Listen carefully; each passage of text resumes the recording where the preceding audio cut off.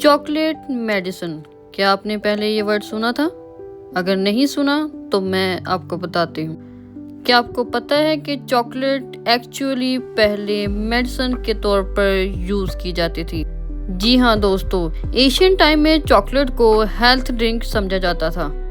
लोग कहते थे कि ये हार्ट को स्ट्रॉन्ग करती है और मूड को भी इम्प्रूव करती है। उस टाइम में कुछ डॉक्टर्स चॉकलेट को फूड ऑफ गॉड्स यानी देवताओं की पसंदीदा खुराक भी कहते थे और डॉक्टर्स स्पेशली पेशेंट को प्रिस्क्राइब भी करते थे।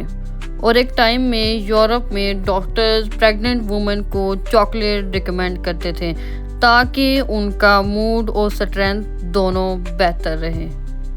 सो नेक्स्ट टाइम अगर आप चॉकलेट खाएं तो ये लाजमी सोचना कि आप एक पुरानी मेडिसिन खा रहे हैं। ऐसी ही मज़ीद वीडियोस के लिए सब्सक्राइब बटन पे क्लिक कर लो।